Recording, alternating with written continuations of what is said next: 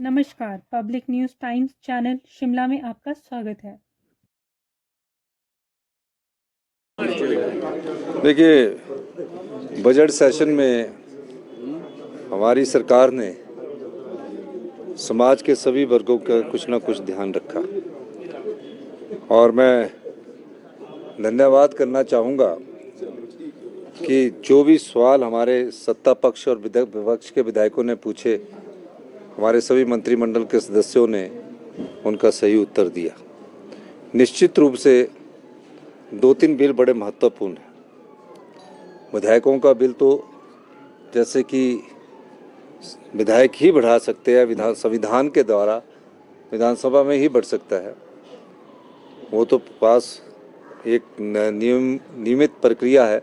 लेकिन जो महत्वपूर्ण 3 बिल आए उसमें हिमाचल प्रदेश की संपदा से कैसे आर्थिक समृद्धि की ओर बढ़ा जाए, उस दृष्टि से जो हमारा आज लैंड का बिल था वो बड़ा महत्वपूर्ण था।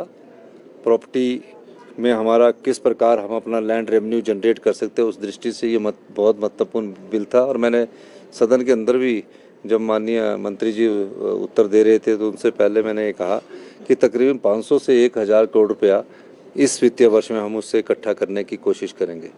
दूसरा बिल, जो युवा पीढ़ी हमारी नशे में चली गई है और नशे के खिलाफ उनको हमारा जो एक जीरो टॉलरेंस अगेंस्ट ड्रग्स है, उसके खिलाफ हमने एक जो पिछले 3 महीने से अभियान चलाया हुआ है, उसमें जिस प्रकार कई बेल्स हो जाती है और दोबारा से वो लोग उसी कार्य में लग जाते हैं, उनके खिलाफ हमने एक बिल इस विधानसभा क्षेत्र में लाया है।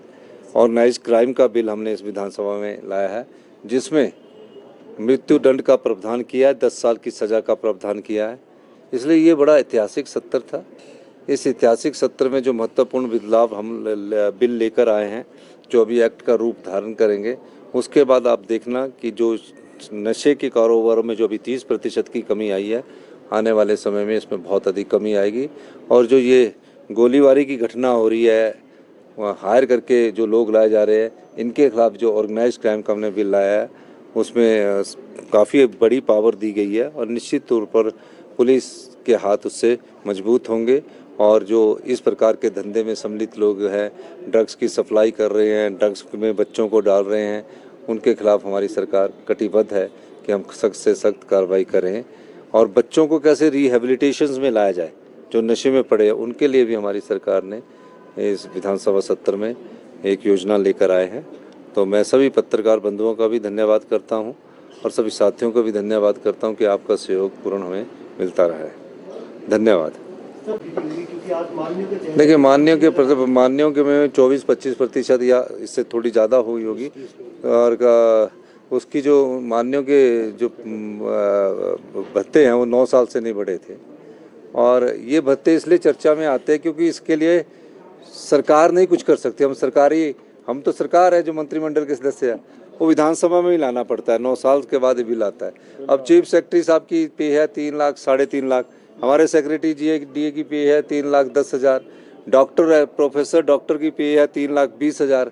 और एमएलओ की पे, हम सरकार के जो हम मंत्री है उसकी बात नहीं है, जो एमएलए है उनकी पे ना, उनको उस गाड़ी मिलती है। कई लोग सोचते हैं कि जो गाड़ी मिलती है वो सरकार के द्वारा उपलब्ध हो जाती है, ऐसा नहीं है।